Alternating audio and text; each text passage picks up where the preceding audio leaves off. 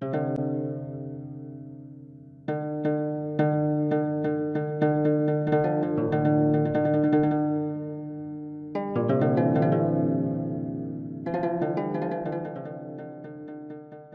everyone. Professor Curley here, and I want to talk with you about two of my favorite topics, the Odyssey and classical philology. So what is philology? If we were to break the word down into its Greek components, we would get philo, meaning love, and logos, meaning language. So etymologically speaking, philology is the love of language. A more formal definition, though, would be the area of classical studies concerned with languages, their transmission, particularly as literary texts. What does somebody who studies philology, a philologist, need to know? This is a question I've been asking myself for a long time. A philologist needs to know ancient Greek and Latin inside and out, no two ways about it. Knowledge of other ancient languages like Sanskrit is also helpful.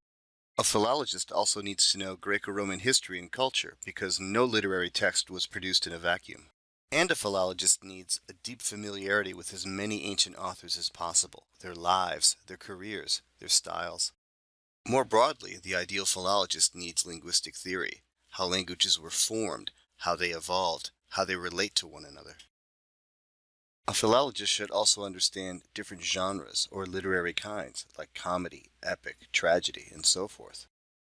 A working knowledge of later European history is also useful because peace or turmoil in these periods often dictates the loss or the survival of classical texts. It's important to know the history of the scholarship, what's been said before about authors and texts, and not just in English. A philologist should also be able to read scholarship in other languages, especially French or German or Italian. So what this means is that there's generally two endpoints of philology, exploring the origins of texts and interpreting texts. What you'll generally get from me is the second. At various points in the semester, I'll talk about what the author is saying, what he, and I'm sorry, he is the right word, means both in the text and in the classical tradition. What I want to do in the rest of this podcast is talk about where we get our classical texts from. So let's say we have a translation of Homer's Odyssey. The question is, where did it come from? The immediate answer is from a seller, like the Skidmore shop or an online vendor. But where does the seller get it? The answer to this question is from a publisher, in this case, Penguin Classics. But where does Penguin get their book from? From a translator, like Robert Fagles. But what is it that Fagles has translated? Where did he get his Greek text from?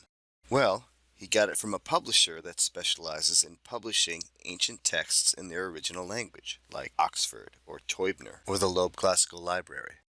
And the classical publisher got their text from an editor, the person or persons responsible for putting the text in publishable form. Now we have to ask about the job of an editor, how he or she puts together a classical text. Let me approach that question by way of a few facts. First, in all the remains of classical texts, we have no autographs, that is to say, editions of a work written in the hands of the authors themselves.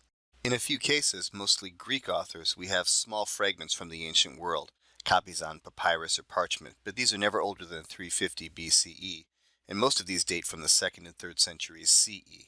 This isn't surprising since papyrus is a pretty fragile material. It's a reedy plant that grows in marshes. The plant gets harvested and then cut into very thin strips. The strips are very pithy and contain cellulose. The strips are then rolled out and the water gets expelled in the process. The strips, which are now moist and flat, are arranged crosswise over each other, then flattened and dried, and then finally smoothed over with a pumice stone, and you have paper suitable for writing on. But papyrus is more the exception than the rule. Most classical authors come to us on parchment or paper manuscripts, seldom earlier than the 9th century CE, and often as late as the 16th century. And note that they're called manuscripts because they've been copied by hand, not by the printing press. So now that we know something about manuscripts, we can get back to that original question of how editors put classical texts together. This is done by a cross-comparison of existing texts, putting them side by side, called collation. The idea is to take the existing manuscripts and work backwards and build a family tree of texts until you can get back to the archetype that is as close as possible to what the author originally composed. Manuscripts are typically housed in the great museums and libraries of the world. So if you want to do some collating, you should also be prepared to do some traveling. Philological approaches to the Odyssey and Greco-Roman literature as a whole are many. They can range from close readings to questions about the origins of a particular text. For myself, I'm a formalist. I pay attention to matters of form and structure and use them to develop strategies of reading. In the coming days, we'll look at three key relationships in the Odyssey: hosts and guests, fathers and sons, men and women, and we'll see what these relationships can tell us about the poem as a whole.